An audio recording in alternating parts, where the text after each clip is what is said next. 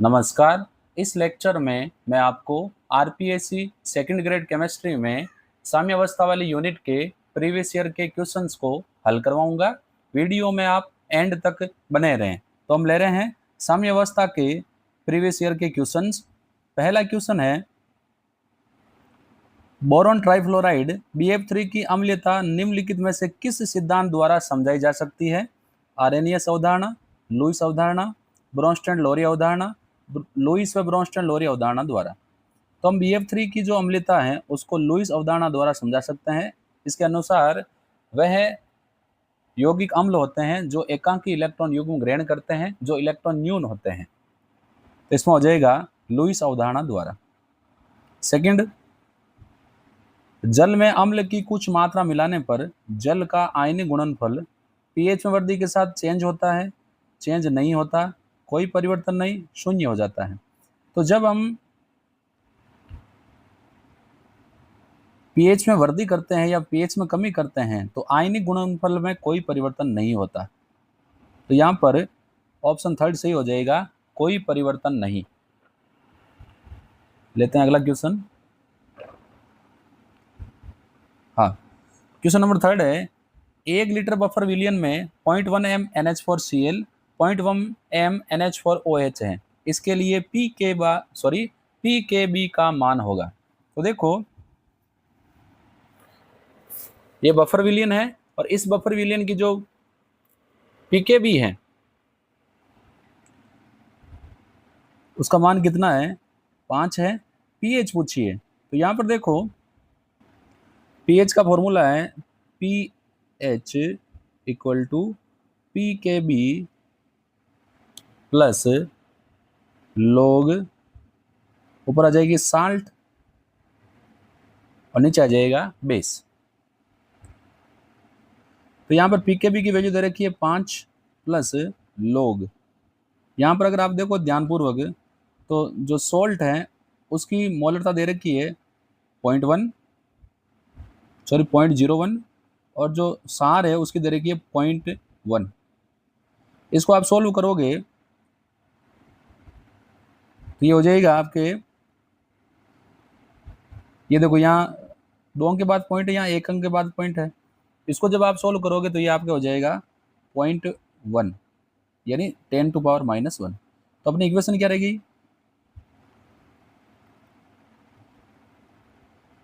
अपने इक्वेशन रह गई 5 log,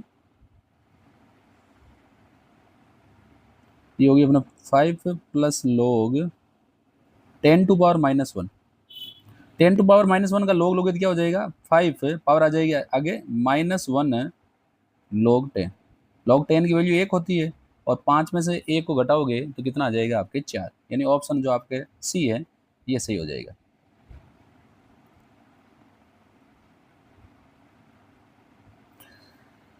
यदि किसी विलयन की pH 5.2 है तो POH होगा। तो देखो pH और POH इन दोनों का जो योग होता है वो होता है 14। pH की वैल्यू दे रखी है तो POH हो जाएगा 14 माइनस 5.2, ये हो जाएगा 8.8।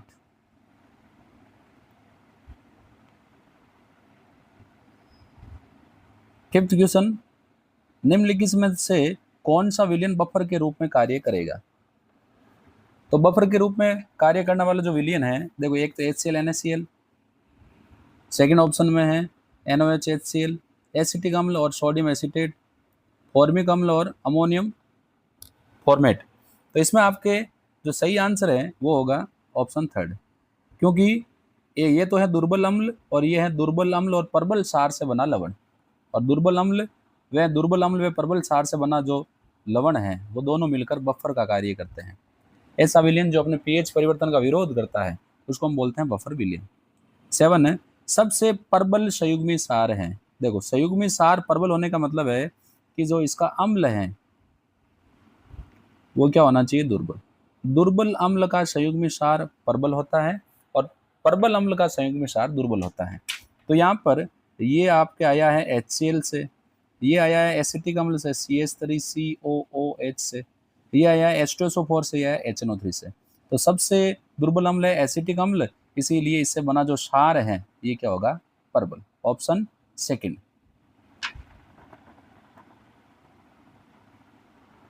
लेते हैं अगला question.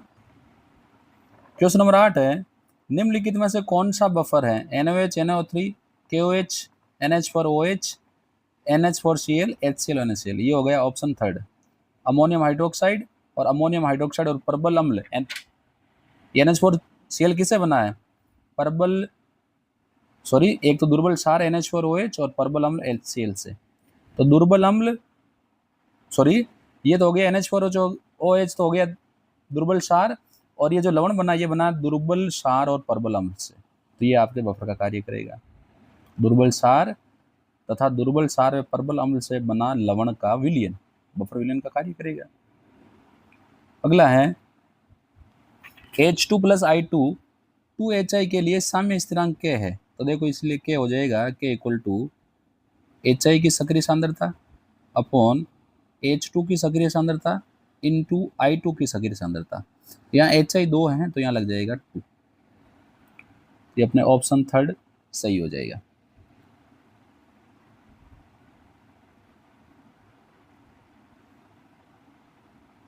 Question number 10, A2 + 2B2 2AB2 + heat. देखो ये प्लस हीट का मतलब है अभिक्रिया कैसी है, ऊष्मा से पी। साम्य को आप इस तरफ ले जाना चाहते हैं बाईं तरफ, तो आपको ऊष्मा से पी अभिक्रिया का ताप तो घटाना पड़ेगा। सेकंड देखो बाद में उत्पाद के मोल कितने हैं, 2, और अभिकारक के मोल कितने हैं, 2 + 1 यानी 3। जब आप दाब बढ़ाएंगे तो साम्य उस तरफ शिफ्ट हो जाएगा जिस तरफ मोलों की संख्या में कमी हो रही है, यानी साम्य आपके दाईं ओर चला जाएगा। तो साम्य को बाईं ओर चलाने के लिए आपको क्या करना पड़ेगा, दाब घटाना पड़ेगा, ताप बढ़ाना पड़ेगा। तो आपके सॉरी ये थोड़ा सा उल्टा लिख दिया मैंने, उत्पाद में आपके मोल है 2 और अभिकारक में मोल है 3। ठीक है, दाब बढ़ाएंगे तो साम्य उस तरफ विस्थापित होगा जिस तरफ मोलों की संख्या में कमी हो रही है। तो मोलों की संख्या में कमी किस तरफ हो रही है, उत्पाद की तरफ। तो दाब बढ़ाएंगे तो साम्य उस तरफ जाएगा जिस तरफ मोलों की संख्या में कमी हो रही है, यानी जब आप दाब बढ़ाओगे तो साम्य किस तरफ जाएगा, बाईं ओर। और ताप घटाएंगे तो साम्य किस तरफ जाएगा, बाईं ओर। तो आपको दाब बढ़ाना पड़ेगा, ताप घटाना पड़ेगा। ऑप्शन आपका थर्ड हो जाएगा सही।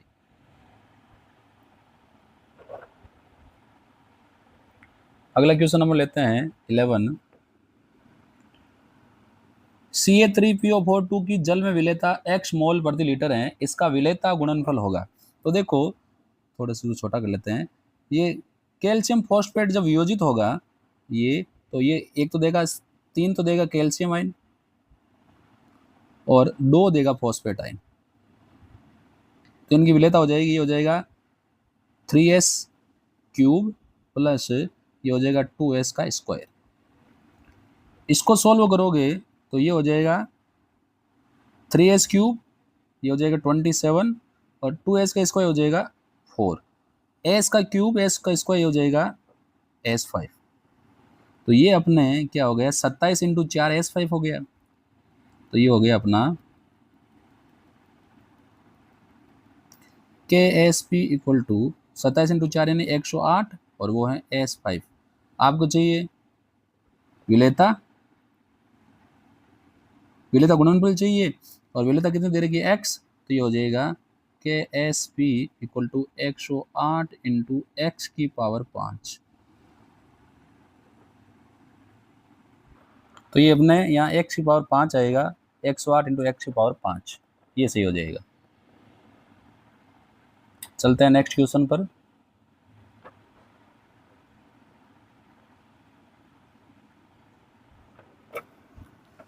निम्नलिखित में से कौन सा मिलान सही नहीं है,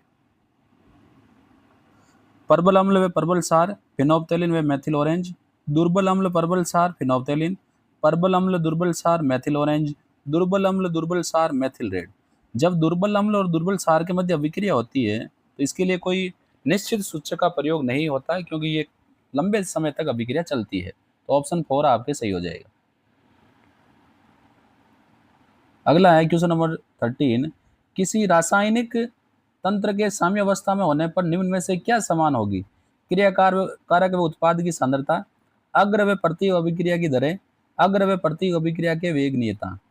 देखो, वेग नियतांक और सांद्रता बराबर होना आवश्यक नहीं है, तो बराबर क्या होगी, अग्र व प्रति अभिक्रिया की दरें साम्य पर बराबर हो जाएगी। 2HiH2+I2 अभिक्रिया में ऑर्गन मिलाने पर Hi का वियोजन। देखो, यदि साम्य में अक्रिय गैस मिलाई जाए, हीलियम, नियोन, ऑर्गन, क्रिप्टॉन, यदि अक्रिय गैस अभिक्रिया में भाग लेती है तो साम्य को प्रभावित करती है, अन्यथा नहीं। क्योंकि यहाँ पर ऑर्गन साम्य में भाग नहीं लेती, इसीलिए कोई प्रभाव नहीं होगा। तो स्थिर दाब व स्थिर आयतन पर दोनों पर अप्रभावित होगा। तो आपके क्वेश्चन नंबर 14 में ऑप्शन 4 सही हो जाएगा। अगला है विषमांग अभिक्रिया AS2B gas 3D solid 2Y gas के लिए साम्य स्थिरांकों Kp व Kc में संबंध होगा। तो Kp होता है Kc RT की पावर डेल्टा N। ये जो डेल्टा N है, ये है उत्पाद के गैसों के मोल माइनस अभिकारक के गैसों के मोल। तो यहाँ पर उत्पाद में गैस केवल Y है, तो इसके मोल हैं 2। अभिकारक में गैस केवल B है, इसके मोल भी हैं 2। तो 2 - 2 क्या हो जाएगा, 0। तो ये हो जाएगा RT की पावर 0। तो ऑप्शन सेकंड आपके सही हो जाएगा। और ये ऐसे भी हो सकता है Kp बराबर Kc, क्योंकि RT पावर 0 का मतलब 1 ही होगा। अभिकारक उत्पाद में गैसों के मोलों की संख्या बराबर हो तो Kp और Kc बराबर होते हैं। अगला देखो, 25 डिग्री सेंटीग्रेड पर AgCl की विलेयता 1.435 × 10⁻³ ग्राम प्रति लीटर है। तो AgCl का विलेयता गुणनफल होगा। तो पहले तो हम इसकी जो विलेयता है इसको मोल प्रति लीटर में कन्वर्ट कर लेते हैं। तो ये हो जाएगा 1.435, इसको डिवाइड कर लेंगे, इसके AgCl का जो मोलर द्रव्यमान है वो हो जाएगा 143.5। 108 में 35.5 जोड़ लेंगे, तो ये आपके 10⁻³ जो है, इसमें हम पॉइंट लगा लेते हैं यहाँ, और ये हो जाएगा 10⁻⁵, और ये कैंसिल आउट हो जाएगा। तो आपके विलेयता बची केवल 10⁵। अब देखो, विलेयता आपने बच गई 10⁵। अब हमें निकालना KSP। तो KSP निकालने के लिए जब AgCl वियोजित होगा, तो एक तो देगा Ag, एक देगा Cl। तो जो KSP होगा वो हो जाएगा S × S, यानी S का स्क्वायर। अब हमें चाहिए विलेयता गुणनफल, तो ये हो जाएगा आपके 10⁻⁵ है विलेयता, इसका स्क्वायर कर लो। तो 10⁻⁵ का स्क्वायर क्या हो जाएगा, 10⁻⁻10। ऑप्शन 4 लेते हैं। क्वेश्चन नंबर अगला,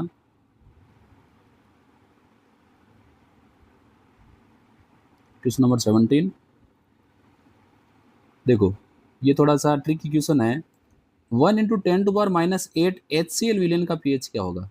विलयन अति तनु है, तो इस कंडीशन में हम केवल तनु अम्ल के H+ आयनों को कंसिडर नहीं करेंगे, हम यहाँ पर जल के जो H+ आयन है उनको भी ऐड करेंगे।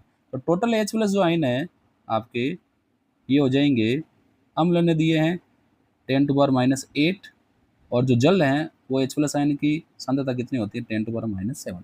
तो टोटल H+ आयन क्या हो जाएंगे, ये देखो 10⁻⁸ एल्सियम आ जाएंगे, आपको कॉमन आ जाएंगे, यहाँ बच जाएगा 1 प्लस यहाँ बच जाएगी 10।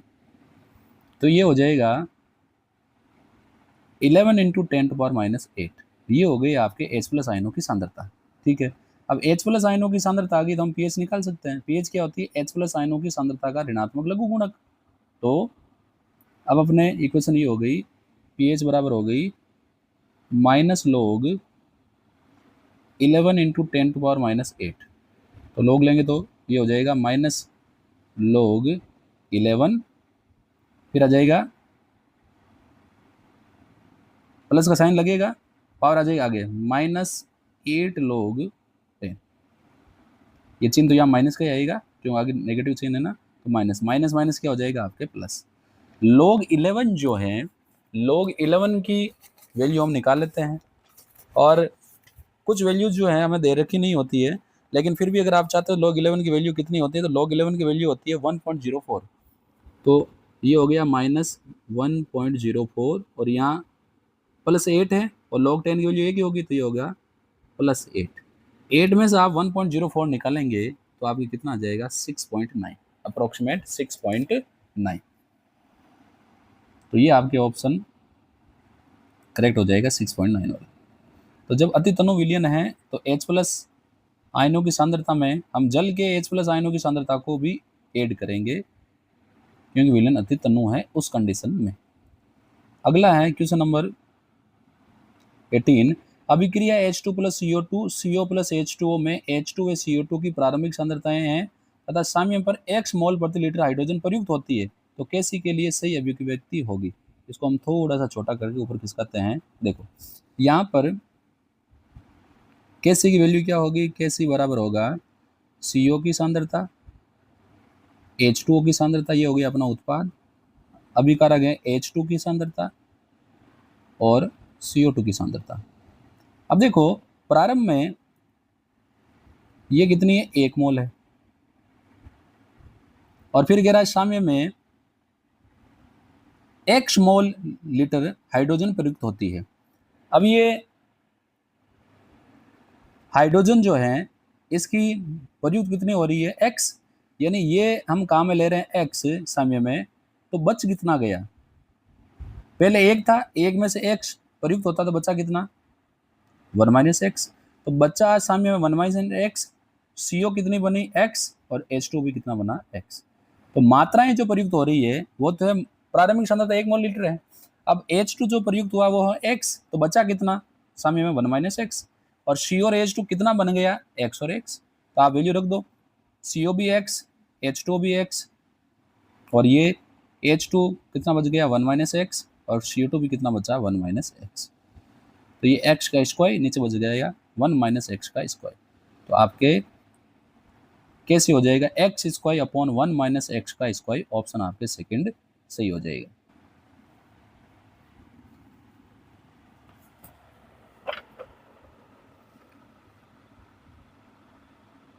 क्वेश्चन नंबर 19 है, HA और HA2 के Ka की वैल्यू दे रखी है, दो अलग अलग विलयन है, प्रत्येक में अम्ल की सांद्रता 1 मोल है या मोल प्रति लीटर है, इन अम्लों के हाइड्रोजन आयनों की सांद्रता का अनुपात होगा। तो देखो हाइड्रोजन आयनों का फॉर्मूला होता है H+ =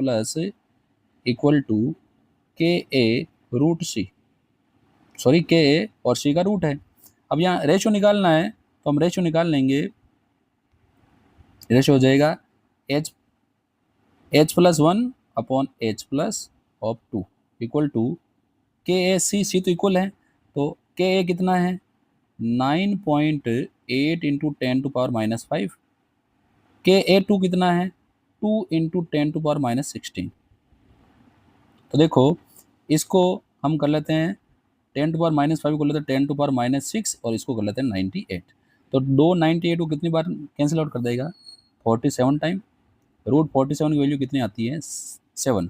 तो H+1 H+2 की वैल्यू आ रही है 7, तो रेशियो क्या हो जाएगा 7:1, ऑप्शन आपके सेकंड सही हो जाएगा। अगला क्वेश्चन है, AgSO4 के लिए विलेयता गुणनफल की गणना कीजिए यदि कक्ष ताप पर इसकी विलेयता 2.5 10⁻⁻2 मोल प्रति लीटर है। तो यहाँ पर तो विलेयता मोल प्रति लीटर में दे रखी है, कोई इशू ही नहीं है। अब यहाँ पर ये AgSO4 नहीं है, थोड़ा सा इसमें आप ये संशोधन कर लें, ये Ag2SO4 है। जब Ag2SO4 डिवाइड होगा तो हमें देगा 2Ag प्लस और एक देगा सल्फेट SO4 - 2, तो इसकी विलेयता हो जाएगा 2s का स्क्वायर और इसकी हो जाएगी s। तो ये हो गया अपना KSP इक्वल टू हो गया 2s का स्क्वायर 4s स्क्वायर और ये s, तो ये हो गया 4s³। हमें क्या चाहिए विलेयता गुणनफल, तो विलेयता गुणनफल की फॉर्मूला हो गया KSP इक्वल टू 4s³ और s की वैल्यू लगा दो, उसका क्यूब कर लो, तो ये अपना हो गया KSP इक्वल टू 4 × 2.5 × 10⁻⁻2 का क्यूब, ये अपना फॉर्मूला हो गया। जब आप इसको सोल्व करेंगे तो ये -2⁻3 तो क्या हो गया 10⁻⁻6, 2.5 को क्यूब करके आप 4 से मल्टीप्लाई करेंगे तो ये आएगा ऑप्शन 4, 62.5 × 10⁻6। तो KSP के विलेयता गुणनफल और विलेयता के खूब क्वेश्चन आए हुए हैं, तो आप इसका ध्यान रखें, ये क्वेश्चन आपको बिल्कुल भी नहीं छोड़ने हैं, रिपीट हो रहे हैं बार बार। ये देखो m/200 कैल्शियम हाइड्रोक्साइड के पीएच की गणना कीजिए। तो कैल्शियम हाइड्रोक्साइड तो क्षार है, इसका पीएच नहीं पीओएच निकालेंगे पहले। तो पीओएच बराबर हो जाएगा माइनस लोग एच, पीओएच क्या हो जाएगा, anti log of OH ion की सांद्रता, और ओएच यहाँ क्या है, ये है 1/200, इसको आप कर लो 1000, 2 से 2 कैंसिल आउट हो जाएगा। तो आप इसको यूँ कर सकते हैं, देखो 1/200 है ना, तो इसको आप कर लो 1000 इंटू 10⁻³ तो ये कैंसिल आउट हो जाएगा, और 2 ये डिवाइड करो तो ये हो जाएगा 5, तो ये हो जाएगा 5 इंटू 10⁻³ तो ये अपना हो गया 5 इंटू 10⁻³। अब क्योंकि कैल्शियम हाइड्रोक्साइड में हाइड्रोक्साइड आयनों की संख्या 2 है, तो OH माइनस आयनों की सांद्रता को 2 से मल्टीप्लाई कर लेंगे, तो ये हो जाएगा 10 इंटू 10⁻³। तो 10 को 10⁻³ से मल्टीप्लाई करेंगे तो ये हो जाएगा 10⁻²। तो ये अपने आ गया OH माइनस आयनों की सांद्रता आ गई 10⁻²। जब लोग लेंगे तो पावर आगे आ जाएगी, तो ये आ जाएगी +2 log 10। log 10 की वैल्यू कितनी होती है, 1, तो POH आ गया 2, तो pH कितना आ जाएगा 14 - 2 यानी 12।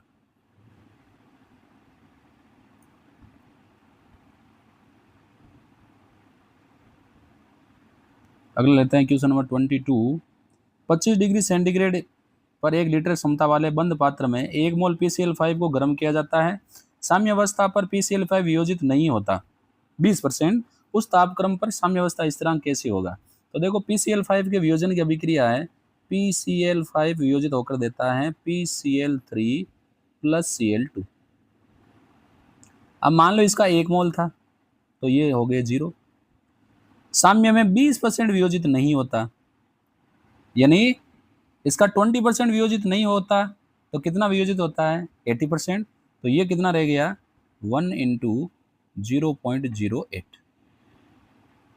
इतना तो ये आपके क्या हो गया वियोजित। तो ये अपने 20% वियोजित नहीं हुआ, तो वियोजित कितना हो गया 80%, 80% का मतलब हो गया 0.8। इतना ये वियोजित हो गया, तो बच्चा कितना, जब 80% वियोजित हो गया तो साम्य में ये बच गया 1 माइनस 0.8 करेंगे तो ये कितना बच गया 0.2। तो साम्य ये में ये बच गया 0.2, और ये वियोजित वाला भाग है 0.8, 0.8। ये तब की बात है जब हम 1 मोल लें था। तो ये कह रहा 20% वियोजित नहीं हुआ, तो 80% तो वियोजित हो गया, बच्चा कितना 20%, तो 0.2 मोल बच गया, और वियोजित कितना हुआ 0.8 इंटू 0.8, यानी PCl3 भी कितना बना 0.8, Cl2 भी कितना बना 0.8, क्योंकि ये कह रहा है 80% वियोजित हो गया, तो शेष बच्चा है उसको हम सीधा से निकाल लेंगे। 20% बच्चा है तो उसका 0.2 मोल बच गया, और वियोजित कितना हो गया 0.8 मोल। तो अब केसी का फॉर्मूला लगाएंगे, तो अपने केसी क्या हो जाएगा, ऊपर आ जाएगा PCl, अब अपना कैसे आ जाएगा, ऊपर आ जाएगा PCl3 की सांद्रता गुणा Cl2 की सक्रिय सांद्रता डिवाइडेड बाई PCl5 की सक्रिय सांद्रता। तो जब आप इसको सोल्व करेंगे तो PCl5 भी 0.8, Cl2 भी 0.8 डिवाइडेड बाई PCl5 कितना बचा 0.2। तो पॉइंट से पॉइंट कैंसिल आउट हो जाएगा, ये 4 बार डिवाइड होगा, 4 को 0.8 से गुणा करेंगे तो आ जाएंगे 3.2, ऑप्शन 4। तो ये कह रहा 20% वियोजित नहीं हुआ, तो बच्चा कितना 20% ही बच्चा है, यानी 0.2 मोल बच गया। 80% वियोजित हो गया, तो जो प्रोडक्ट हैं उनके मोल कितने होंगे 0.8 मोल होंगे, 2 हैं तो दोनों के 0.8 0.8। क्वेश्चन नंबर 23, निम्नलिखित उत्क्रमण अभिक्रिया पर विचार कीजिए जो कि साम्य में है। उपयुक्त अभिक्रिया के संदर्भ में प्रश्नों पर विचार कीजिए। ताप घटाने पर भूरे रंग की तीव्रता घटती है। देखो यहाँ पर नेगेटिव है, इसका मतलब अभिक्रिया है ऊष्माशोषी। तो ताप बढ़ाओगे तो N2O4 ज़्यादा बनेगा, और ताप घटाओगे तो N2O4 कम बनेगा, यानी सामने किस तरफ शिफ्ट होगा NO2 की तरफ। तो ताप घटाने पर भूरे रंग की तीव्रता घटती है, पहला ये फ्रैक्शन आ गया आपके। यहाँ पर आप देखो ये थोड़ा सा, क्योंकि माइनस है ना, तो ये अभिक्रिया होगी आपके ऊष्माक्षेपी। ठीक है, अब ऊष्माक्षेपी अभिक्रिया है तो ताप घटाने पर, जब आप ताप घटाओगे तो क्या होगा, N2O4 ज्यादा बनेगा। और ये जो भूरा रंग है वो किसकी वजह से, NO2 की वजह से। तो ताप घटाने पर अभिक्रिया आगे की तरफ जा रही है, तो जो NO2 उसकी मात्रा कम होगी तो भूरा रंग अपने आप कम होगा। सेकंड है, दाब बढ़ाने पर ज्यादा N2O4 बनेगी। देखो पहले मोल है 2, बाद में मोलों की संख्या है 1। यदि हम दाब बढ़ाएंगे तो अभिक्रिया उस तरफ शिफ्ट होगी जिस तरफ मोलों की संख्या में कमी हो रही है, तो इस तरफ जाएगी प्रोडक्ट की तरफ। तो दाब बढ़ाने पर ज्यादा N2O4 बनेगी क्योंकि साम्य बाईं ओर जाएगा। ताप बढ़ने के साथ साथ साम्य अवस्था स्थिरांक का मान घटता है। जब आप ताप बढ़ाओगे तो अभिक्रिया ऑलरेडी ऊष्माक्षेपी है क्योंकि नेगेटिव चिन्ह है, तो ऊष्माक्षेपी अभिक्रिया का ताप बढ़ाओगे तो साम्य आगे की ओर नहीं बढ़ेगा, पीछे की ओर बढ़ेगा। यानी N2O4 कम बनेगी, NO2 ज्यादा बनेगी। तो NO2 डाउन साइड में है और NO2 है, ये साम्य इससे ही होगा, ऊपर आ जाएगा N2O4 और डाउन आ जाएगा NO2। तो क्योंकि NO2 ज्यादा बन रहा है तो इसकी जो टोटल वैल्यू वो क्या होगी, कम। तो ताप बढ़ने के साथ साथ साम्य अवस्था स्थिरांक का मान घटेगा। यानी जो विकल्प ए, बी और सी है ये तीनों सही, यानी ऑप्शन जो आपका सेकंड है ये सही है। ये 11th केमिस्ट्री की एनसीईआरटी जो बुक है उसके साम्य अवस्था वाले चैप्टर से एज इट इज उठेगी रिएक्शन है। अब लेते हैं आगे का। निम्नलिखित अम्लों को अम्ल सामर्थ्यता के बढ़ते क्रम में रखिए, तो इसमें सबसे ज्यादा होगा HF, फिर होगा HBr, सॉरी सबसे ज्यादा होगा HI, फिर होगा HBr, फिर होगा HCl और फिर होगा HF। क्योंकि HI में हाइड्रोजन आयोडीन का जो बंध है ये दुर्बल है, इसीलिए आसानी से टूट जाएगा, H प्लस आयन अधिक बनेंगे। अब चलते हैं अगले क्वेश्चन पर, क्वेश्चन नंबर 25। एसिटिक अम्ल का pKa व अमोनियम हाइड्रोक्साइड का pKb क्रम से 4.676 व 4.75 है। अमोनियम एसिटेट विलयन का pH क्या होगा? तो pH का सीधा सा फॉर्मूला हो जाएगा pH equal to 7 plus half pKa minus pKb, ये सीधा सा फॉर्मूला है। ये 7 प्लस हाफ pKa, ये है आपके 4.76, pKb है 4.75। लेस करोगे तो ये हो जाएगा, वैल्यू हो जाएगी 7 प्लस हाफ इंटू, ये हो जाएगा आपके 0.01। तो 0.01 को 2 से डिवाइड करोगे क्या हो जाएगा, 0.005। तो 7 में 0.05 ऐड करोगे तो आ जाएगा 7.005। ऑप्शन एक आपके सही हो जाएगा।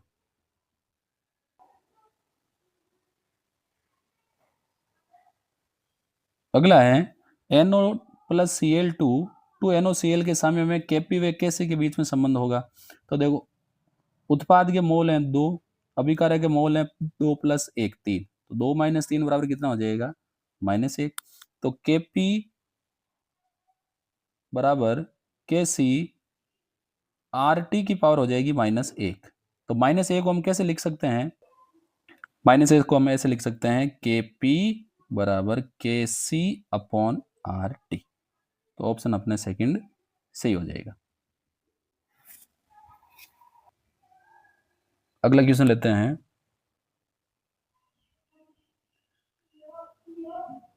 OH माइनस आयनों की सांद्रता 10 टू पावर -5, H3O प्लस के 10 टू पावर -10 m, NOH के क्षारीय विलयन का pH क्या होगा?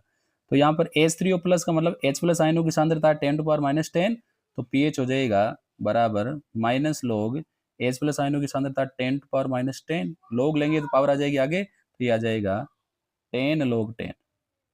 तो वैल्यू कितनी आ जाएगी, 10। ऑप्शन कौन सा सही हो जाएगा आपके, 27 आपका ऑप्शन सेकंड सही हो जाएगा। pH कितनी होगी, 10। चलते हैं अगले क्वेश्चन पर।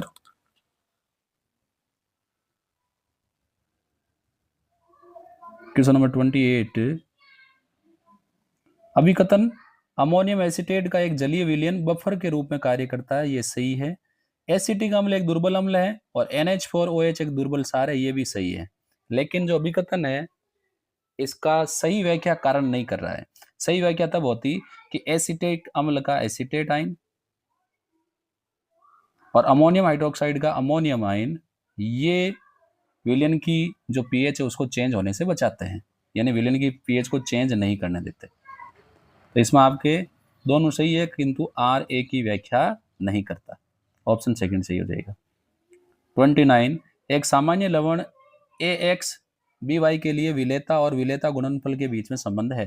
तो देखो ये है ए एक्स बी वाई, ये टूट के देगा एक्स संख्या में ए और वाई संख्या में बी। ठीक है, तो इनकी विलेयता क्या हो जाएगी, ये हो जाएगा एक्स की पावर एक्स वाई की पावर वाई। तो इसको ये तो हो जाएगी, देखो ये हो जाएगा एक्स एस की पावर एक्स और वाई एस की पावर वाई। तो इसको हम जब सोल्व करेंगे, इसको रहने दो, ये हो जाएगा एक्स की पावर एक्स वाई की पावर वाई और जो एस है इसकी पावर हो जाएगी एक्स प्लस वाई।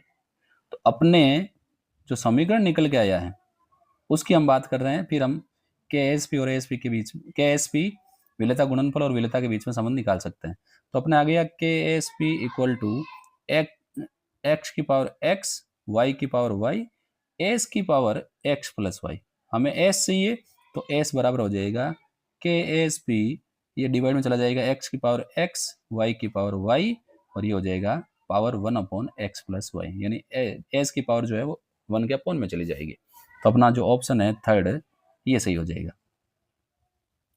तो विलेयता गुणनफल वाले खूब क्वेश्चन आए हुए हैं, आप इनको नहीं छोड़ें, ये क्वेश्चन जरूर करके जाएं, रिपीट हो रहे हैं बार बार। N2 + 3H2 2NH3 delta H equal to negative, यानी ये भी अभिक्रिया ऊष्माक्षेपी है। इसके लिए Kp और Kc में संबंध, तो उत्पाद के मोल हैं 2, अभिकारक 1 + 3 4, तो 2 - 4 तो कितना आ जाएगा -2। तो हो जाएगा Kp बराबर Kc RT, डेल्टा N की वैल्यू कितनी आई -2। तो यहाँ -2 है, ये आप ध्यान रखें, ऑप्शन सेकंड। चलते हैं क्वेश्चन नंबर 31 पर। 300 केल्विन पर बंद पात्र में N2 + O2 2NO के लिए साम्य सांद्रताएं हैं, अभिक्रिया के लिए Kc का मान क्या होगा। तो देखो Kc हो जाएगा, NO की सांद्रता कितनी है, NO की सांद्रता आपके 2.8 × 10⁻³ तो NO का पावर हो जाएगा 2, क्योंकि NO 2 है। N2 के 4.2 × 10⁻³ और NO की है 2.8 × 10⁻³ ये है। तो -3 ये -3 की पावर 2 -6, तो ये तो कैंसिल आउट हो जाएगा। ऊपर बचा 2.8 का स्क्वायर, तो ये हो गया 2.8 × 2.8, डाउन साइड बच गया आपके 4.2 × 2.8, ये बचा आपके। अच्छा N2 की 3 है, तो ये 2.8 नहीं है, यहाँ 3 है, 2.8 NO का है, तो ये आपके 3। ठीक है, अब जब आप इसको सोल्व करोगे तो ये कट जाएगा, 14 का भाग 2 बार, 14 का भाग 3 बार, तो ऊपर बच्चा आपके 2 × 2.8 यानी 5.6, 5.6 को आपको 9 से डिवाइड करना है। तो देखो 5.6 को आप जब 9 से डिवाइड करोगे तो ये 0.9 को डिवाइड, 5.6 से 9 को डिवाइड करोगे तो पॉइंट भाग नहीं जाएगा, पॉइंट लग गया। फिर 56 में 9 का भाग कितना जाएगा, 6 बार, तो 0.6, ऑप्शन आपके फर्स्ट सही हो जाएगा।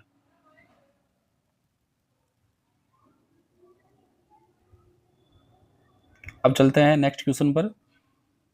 नेक्स्ट है, निम्नलिखित में से वह सल्फाइड जिसका विलेयता गुणनफल सर्वाधिक है, PbS CdS CuS ZnS। सही होगा ZnS, क्योंकि इसकी विलायकन ऊर्जा से जालक ऊर्जा का मान अधिक होता है, इसीलिए जालक ऊर्जा अधिक होने के कारण इसका विलेयता गुणनफल सर्वाधिक होगा। अगला है HCO3- का संयुग्मी क्षारक है। संयुग्मी क्षारक के लिए क्या करो, एक H निकाल दो, एक H निकलते ही बच जाएगा CO3, चार्ज बच जाएगा -2। तो ऑप्शन फर्स्ट। पर क्लोरिक अम्ल का संयुग्मी सार है। पर क्लोरिक अम्ल का फॉर्मूला होता है HClO4। इसमें H निकाल दो तो बच जाएगा ClO4 माइनस। तो ये संयुग्मी अम्ल, ये इसका संयुग्मी सार, ऑप्शन 4। अगला है क्वेश्चन नंबर 35। AgI की विलेयता Na विलयन में शुद्ध जल से कम है क्योंकि, देखो जब AgI का वियोजन होगा तो ये क्या देगा, Ag plus I minus. NaI की वियोजन होगा तो क्या होगा, ये देगा Na plus plus I minus. तो AgI की विलेयता Na विलयन में शुद्ध जल की अपेक्षा कम क्यों होता है, क्योंकि पहले ही विलयन में I माइनस है। Na का जब वियोजन होगा तो आयोडाइड आयन पहले से मौजूद है, इसीलिए Ag आयन का वियोजन कम होगा। क्यों, क्योंकि विलयन में पहले से I माइनस आयोडाइड आयन अधिक है, तो AgI का वियोजन कम होगा क्योंकि आयोडाइड आयन पहले से मौजूद है, इसीलिए आयोडाइड आयन कम बनेंगे। तो कम बनने का मतलब ये है कि AgI का वियोजन कम होगा। तो यहाँ पर समान आयन प्रभाव लगेगा क्योंकि विलयन में पहले से I माइनस है, तो यहाँ AgI विलयन का विलेयता गुणनफल, सॉरी विलेयता कम है क्योंकि सम आयन प्रभाव होता है। पहले से विलयन में I माइनस आयन होने के कारण AgI का वियोजन कम हो जाएगा। अगला है रक्त की pH का मान होता है 7.4, एवरेज है ये। एक काल्पनिक अभिक्रिया A plus B to C plus D delta H plus positive, positive का मतलब अभिक्रिया कैसी है, उष्मा शोषी। तो ताप बढ़ाएंगे तो आपके सामने जाएगा बाईं ओर। अब यदि आप मोलों की संख्या की बात करें तो यहाँ है 2 + 1 3, बाद में है 3 और पहले हैं 2। तो दाब बढ़ाएंगे तो साम्य उस तरफ जाएगा जिस तरफ मोलों की संख्या में कमी हो रही है, तो साम्य किस तरफ जाएगा, अभिकारक की तरफ। तो यहां पर आप दाब बढ़ाओगे तो साम्य जाएगा पीछे की तरफ, तो आपको क्या करना पड़ेगा, दाब घटाना पड़ेगा।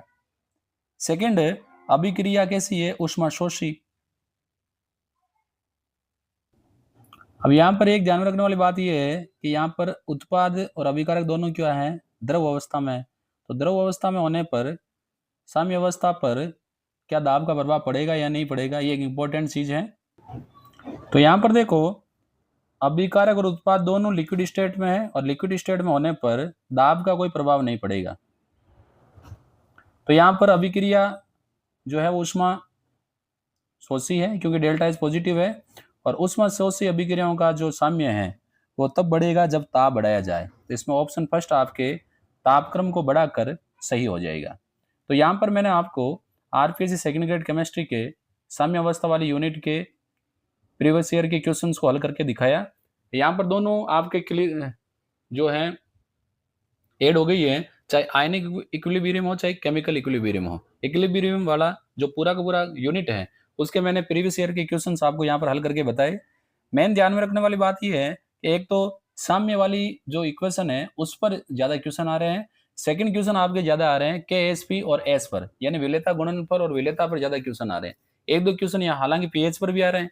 तो पीएच इक्विलिब्रियम स्टेट वाली जो जितनी भी रिएक्शन है उन पर ताप दाब का प्रभाव, और KSP और S ये क्वेश्चन जो हैं वो आप बार बार प्रैक्टिस करें, इनके ही रिपीट होने की संभावना बनती है। यदि वीडियो आपको पसंद आए तो लाइक और शेयर करना ना भूलें, और अभी तक आपने मेरे यूट्यूब चैनल को सब्सक्राइब नहीं किया है तो ऐसे ही और वीडियोस प्राप्त करने के लिए मेरे यूट्यूब चैनल को सब्सक्राइब करें। मैं सुशील कुमार जांगीड़ आपको फिर मिलूंगा ऐसे ही और वीडियोज के साथ। धन्यवाद।